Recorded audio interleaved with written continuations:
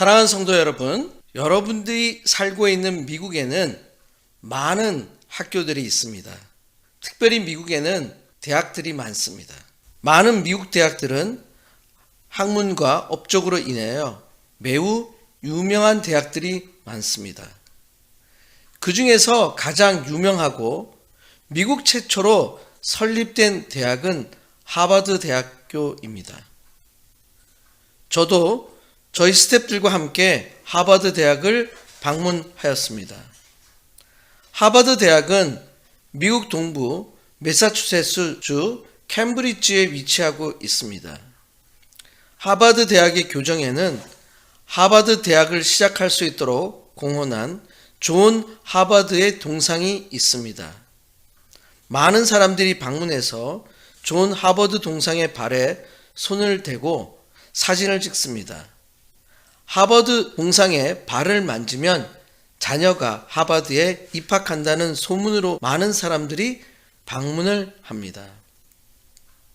동상 오른편에는 그 유명한 하버드 대학의 도서관이 자리 잡고 있습니다. 제가 갔을 때 내부에 들어가고 싶었지만 보안이 철저해서 들어가지 못하고 밖에서 사진만 찍었습니다. 하버드 대학은 1636년 9월 8일에 설립되었습니다. 이 시기는 미국이 영국의 식민지로 있을 때입니다. 하버드 대학에는 여러 입구가 있습니다. 그 중에 하버드 교정으로 바로 들어갈 수 있는 곳이 존스턴 게이트입니다. 특별히 존스턴 게이트 양쪽에는 어떻게 하버드 대학이 설립되었는지를 알 수 있는 명판이 양쪽에 설치되어 있습니다. 먼저 왼쪽에 설치되어 있는 명판은 하버드 대학의 이름에 대해서 설명하고 있습니다. 1636년에 설립될 때 뉴타운이로 불렸습니다. 1638년에 캠브리지로 불리게 되었고 1639년에 하버드 칼리지가 되었다고 기록되어 있습니다. 청교도들을 태운 메이플라워호가 미국에 도착한 해가 1620년입니다. 청교도들은 플리머스 지역에 도착하여 미국에서 개척을 시작했습니다. 1630년경부터는 현재 보스턴 중심의 매사추세츠 항만 지역이 사회의 중심이 되었습니다. 존 하버드는 영국 캠브리지에 있는 임마누엘 대학에서 1631년에 졸업을 하였습니다. 1635년에 석사학위를 취득하였고 비국교도 목사로 안수받았습니다. 그 이후에 미국 뉴 잉글랜드로 이민을 왔습니다. 존 하버드는 매사추세츠 베이 식민지 찰스타운 제1교회의 목사로 사역하였습니다. 또한 자유법 집행위원회 위원으로 법무부에 필요한 몇 가지 일들을 감당한 정부 관리였습니다. 존 하버드는 교회에서 성직자로 그리고 매사추세츠 항만 식민지 정부에서 법무부 위원으로서 존경을 받으며 학식 많고 견고한 사람으로 인정받았으며 탄탄한 대로가 펼쳐져 있었습니다. 그러나 존 하버드는 찰스타운에 이민 온 지 1년도 채 안 되었던 시기에 결핵에 감염되어 죽게 됩니다. 존 하버드는 자신이 죽기 전 1636년에 설립된 뉴타운 학교나 대학을 위해서 약 1600파운드에 달하는 유산 중 절반 780파운드를 당시 식민지의 1년 세수에 해당되는 금액입니다. 780파운드와 그가 수집한 고전 및 신학 문헌을 함께 기증하기로 유언하였습니다. 이렇게 하여 학교는 존 하버드의 기부금으로 계속 발전할 수 있었습니다. 1639년에 매사추세츠 입법의회는 최초의 거액 기부 헌납자인 존 하버드에 대한 감사와 기념을 하기 위해 학교 이름을 하버드 대학으로 한다고 결의했습니다. 이것이 오늘날 하버드 대학교가 미국에서 가장 오래되고 명문 학교가 된 역사입니다. 그럼 왜 매사추세츠 항만 이주촌의 대법원이 하버드 대학을 어떤 목적으로 미국의 척박한 식민지에서 학교를 세우고자 했는지 궁금할 수 있습니다. 그 이유는 오른편 명판에 자세히 기록되어 있습니다. 명판의 내용은 하버드 대학에서 첫 졸업생을 낸 시기인 1642년에 인쇄된 뉴 잉글랜드 캠브리지 대학 설립에 대한 설명이라는 소책자에서 하버드 대학의 설립 목적을 통해서 알 수 있습니다. 하나님께서 우리를 뉴 잉글랜드로 안전하게 데리고 나오신 이후 우리는 우리 집을 짓고 생계를 위한 필수품을 마련하고 또 하나님을 예배할 수 있는 편안한 장소들을 마련하고 정부를 수립하였다. 그리고 우리가 갈망하고 찾던 다음 일 중 하나는 학문을 발전시키고 후대에게 영속시키고자 한다. 따라서 현재 목사들이 먼지 속에 뒹굴고 있으며 문명에 가까운 사역자들의 사역을 교회에 안긴다는 것은 두려운 일이기 때문입니다. 그리고 우리가 이 위대한 일을 수행하는 방법으로 생각하고 상의하고 있었을 때 하나님께서 경건한 신사이자 학문을 사랑하는 자 존 하버드 목사의 마음을 움직여 주셔서 기뻐하셔서 전 재산의 약 1700파운드에 달하는데 그 절반을 그리고 그 모든 도서를 대학을 세우는 데 드리도록 하셨다. 그를 따라 또 다른 사람이 300파운드를 또 다른 사람이 이 두 분에 이어 더 많은 기증을 하고 나라의 대중이 나머지 400파운드를 추가로 기증했다. 모두가 동의하여 대학은 매우 쾌적하고 수용할 수 있는 곳 캠브리지에 두기로 하고 첫 설립자 존 하버드의 이름을 따서 하버드 대학으로 부르기로 했다. 이 역사가 바로 하버드 대학입니다. 그렇기 때문에 존 하버드 동상이 있는 왼쪽에 1932년에 지어진 The Memorial Church of Harvard University가 있습니다. 입구는 항상 오픈이 되어 있어서 누구든지 방문이 가능합니다. 안으로 들어가면 매우 깨끗하고 경건한 예배당이 나옵니다. 특별히 앞쪽 스테이지가 앞쪽과 뒤쪽으로 분리되어 있습니다. 특별히 저에게 감동을 준 것은 설교 단상입니다. 스테이지 앞쪽으로 별도로 설교 단상이 있습니다. 정말 특별했습니다. 설교 단상에 올라가 보고 싶었습니다. 그런데 못 올라가게 해두어서 올라가지는 못했습니다. 설교 단상은 청교도 교회의 특징인 것 같습니다. 이렇게 단상이 약간 떠 있는 것처럼 되어 있으면 음향시설이 없어도 설교자의 목소리가 청중들에게 잘 전달될 것 같습니다. 저는 하버드 대학을 방문하기 전에 하버드 대학에 대한 부정적인 점들이 참 많았습니다. 그러나 방문을 한 후에 가능성을 보았습니다. 특별히 하버드 메모리얼 교회는 마치 하버드 대학이 왜 존재해야 하는지를 보여주는 것 같습니다. 저는 하버드 메모리얼 교회를 위해서 기도했습니다. 교회여 일어나라. 교회가 하버드 대학을 변혁시켜라. 하버드 대학이 다시 영적으로 깨어나라. 저도 기도했습니다. 저도 다시 올 것입니다. 이곳에서 다시 찬양과 말씀이 일어날 것이다. 이곳에서 예배와 말씀을 선포할 것이다. 그러기 위해서 하나님께서 반드시 지혜와 영을 주셔야 합니다. 오늘 함께 읽은 열왕기상 4장의 말씀은 지혜의 왕인 솔로몬의 시대에 대해서 기록하고 있습니다. 오늘 말씀의 제목은 지혜와 총명과 넓은 마음을 주셨다입니다.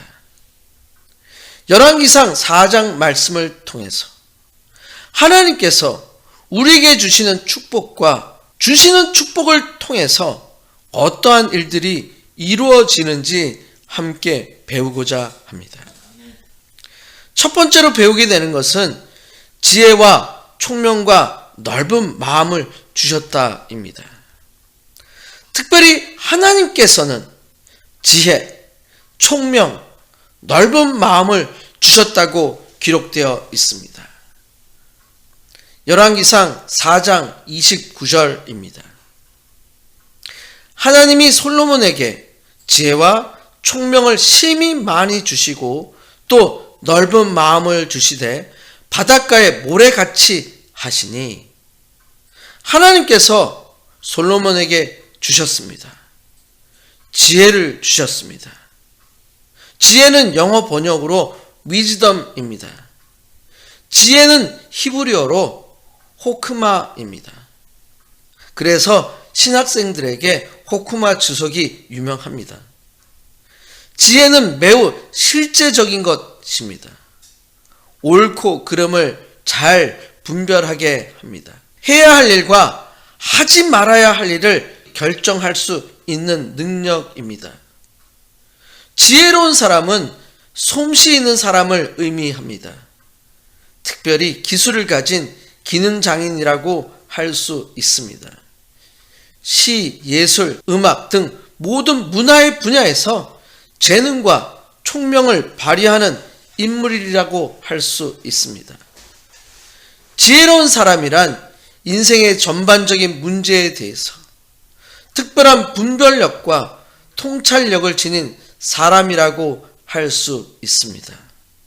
또한 지혜는 온전한 영적 상태입니다. 즉, 지혜의 능력이 하나님과 온전한 영적 상태일 때 가능하다는 것을 의미하는 것입니다.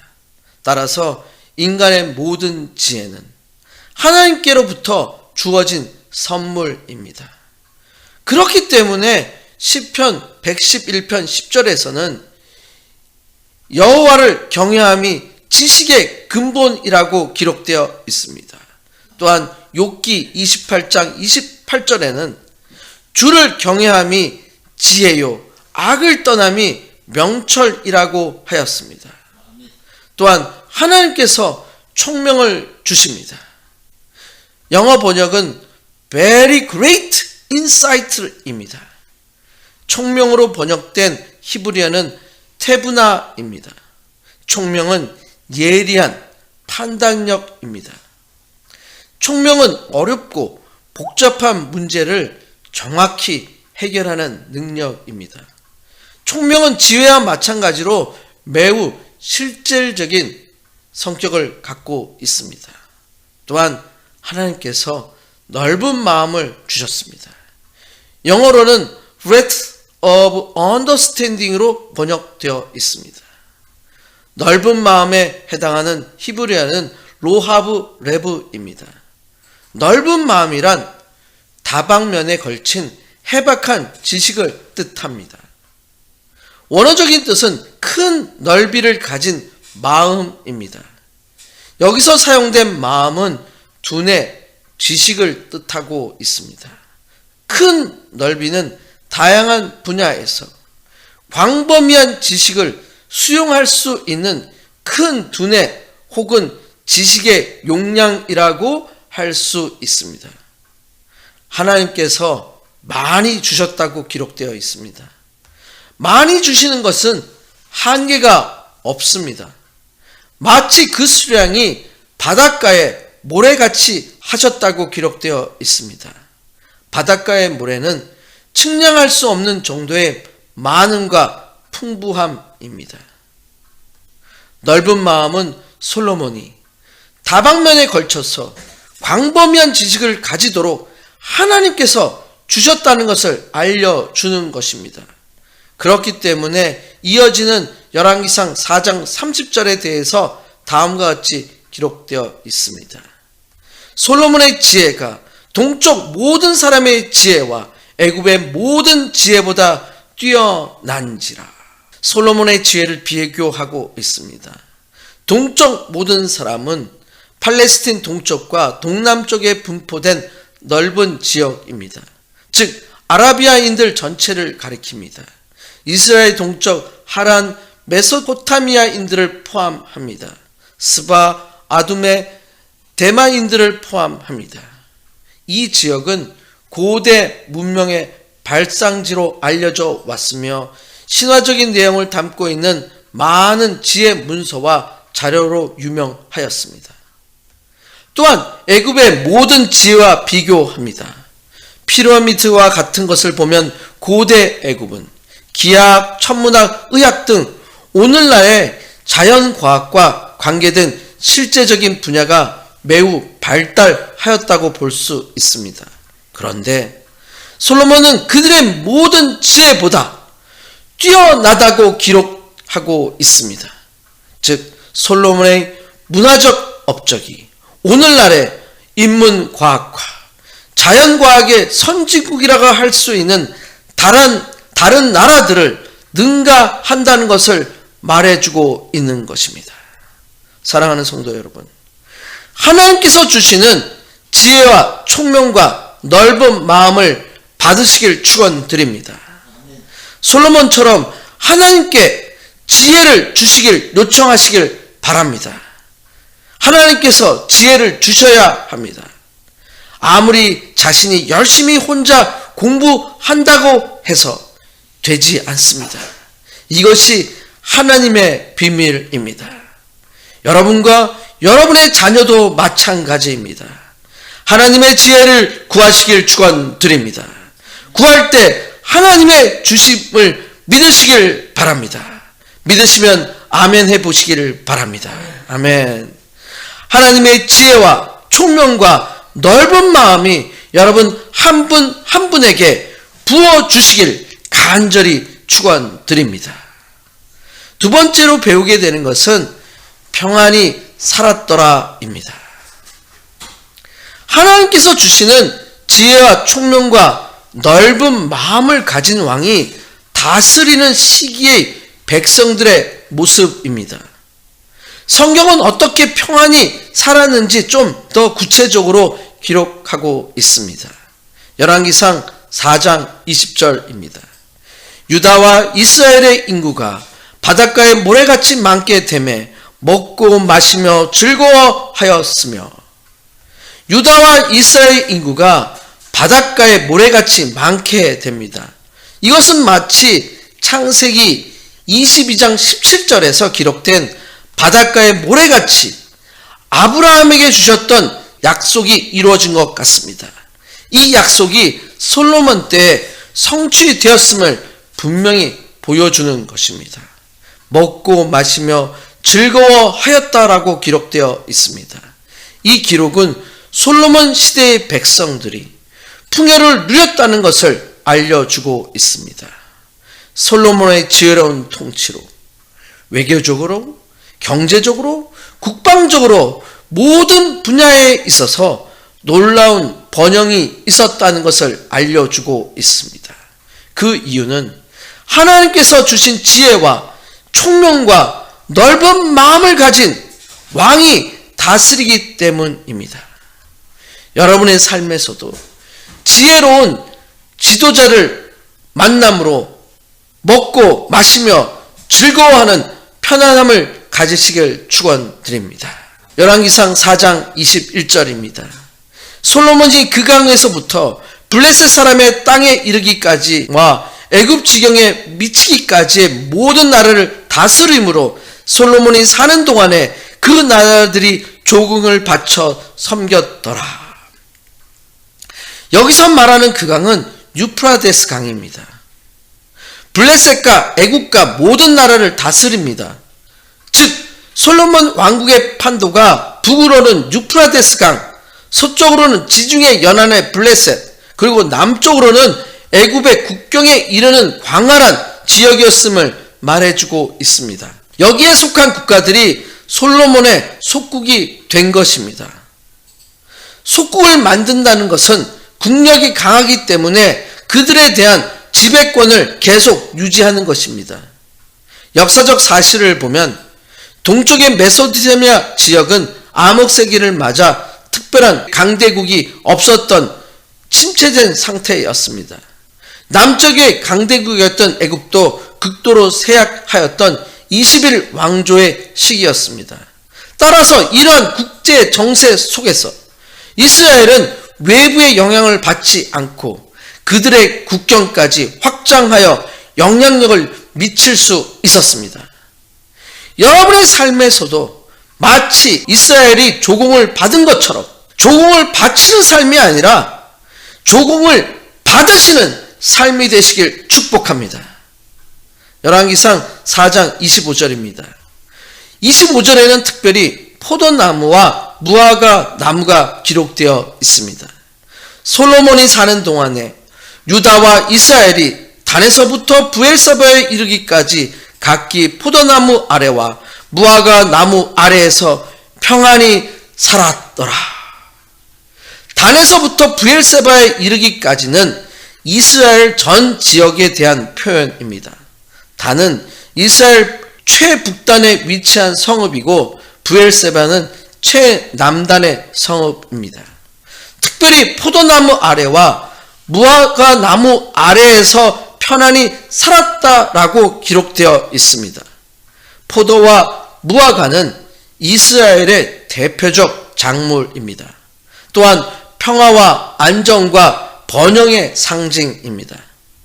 마치 농사를 짓는 사람이 자신의 열심히 한 결과로 비즈니스를 하는 사람이 자신의 노력과 수고를 통해서 얻어지는 결과와 수입을 얻을 수 있기 때문에 안정되고 평안한 생활을 할 수 있었다는 것을 보여주고 있습니다. 그렇기 때문에 기독교인들은 나라의 통치자들을 위해서 기도해야 합니다. 또한 사회의 영역에 관심을 가져야 하는 이유도 됩니다. 사회의 결정에 관여해야 합니다. 때로는 잘못된 사회 정책에 대해서 의견과 활동을 해야 하는 것입니다. 사랑하는 성도 여러분, 여러분의 삶에서 좋은 지도자를 만나시길 축원드립니다. 하나님의 지혜와 총명과 넓은 마음이 있는 지도자를 만나시길 축원드립니다. 여러분의 삶에서 포도나무와 무화과 나무 아래서 평안함이 있으시길 축원드립니다.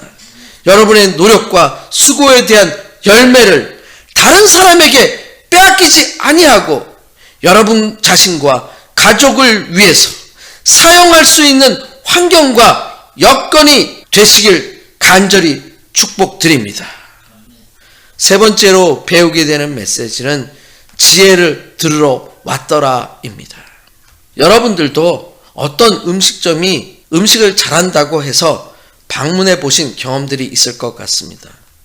음식점에서 가격이 저렴하고 음식이 맛이 있으면 소문이 납니다.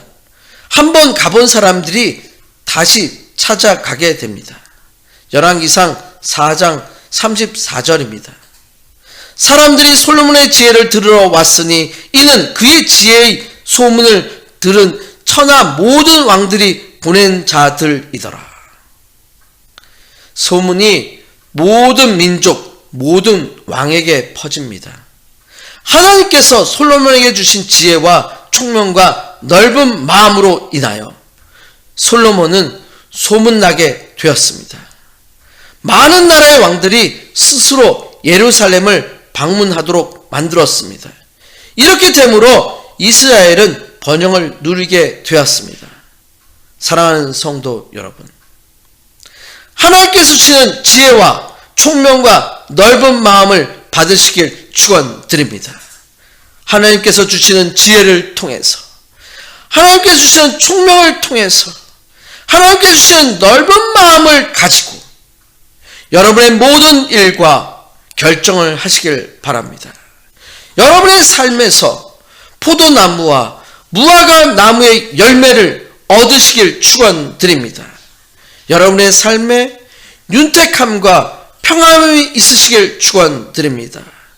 외부의 간섭과 도둑의 침입이 없도록 여러분의 지도자들을 위해서 기도하시길 바랍니다. 더 나아가 여러분들이 지도자가 되시길 축원드립니다. 이렇게 되면 소문이 납니다. 하나님의 영광이 드러납니다. 여러분의 삶에서 하나님께서 솔로몬에게 주신 지혜와 총명과 넓은 마음이 부어주시길 간절히 축복합니다. 아멘. 이 시간 함께 통성으로 기도하겠습니다. 오늘 말씀을 생각하면서 하나님께서 주시는 지혜를 달라고 기도하시길 바랍니다. 하나님께서 주시는 총명과 넓은 마음을 나에게 달라고 기도하시길 바랍니다. 여러분의 삶에 포도나무와 무화과 나무의 열매를 얻게 해달라고 기도하시길 바랍니다. 나의 삶에 외부의 공격이 없도록 기도하시길 바랍니다. 하나님의 지혜로 다스리게 해달라고 기도하시길 바랍니다. 다른 민족과 사람들로부터 조공을 받고 하나님과 함께하는 평안한 삶을 살게 해달라고 기도하시길 바랍니다. 여러분의 삶이 소문이 나서 하나님의 영광이 드러나는 삶이 되게 해달라고 기도하시길 바랍니다. 다 함께 주여 3번 크게 외치시고 기도하시겠습니다. 주여 주여 주여. 이 시간 함께 기도합니다. 오늘 말씀을 통해서 솔로몬에게 주셨던 지혜와 총명과 넓은 마음으로 통해서 솔로몬이 이스라엘을 잘 다스림을 통해서 이스라엘이 소문이 나고 그걸 통해서 조공을 받고 백성들이 편안한 삶을 산 것처럼 무화과 나무의 열매와 포도나무의 열매를 얻은 것처럼 저희들의 삶에 있어서도 하나님의 영광을 나타낼 수 있는 저희의 삶이 될 수 있도록 인도하여 주시옵소서. 특별히 지도자들을 위해서 기도합니다. 백성들을 위해서 하나님의 지혜와 총명과 넓은 마음으로 다스릴 수 있도록 인도하여 주시옵소서. 저희가 지도자가 되도록 하여 주시옵소서. 저희가 지도자가 되어서 이 땅을, 이 사회를 정복하고 누릴 수 있도록 인도하여 주시옵소서. 저희가 조공을 바치는 자가 아니라 조공을 받는 자가 되도록 우리를 축복하여 주시옵고 넉넉하고 편안한 삶을 살아갈 수 있도록 우리를 허락하여 주시옵소서.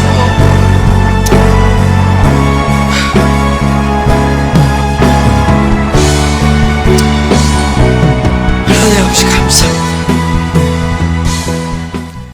오늘 말씀을 통해서 저희들에게 하나님의 지혜와 총명과 넓은 마음을 주심을 감사합니다.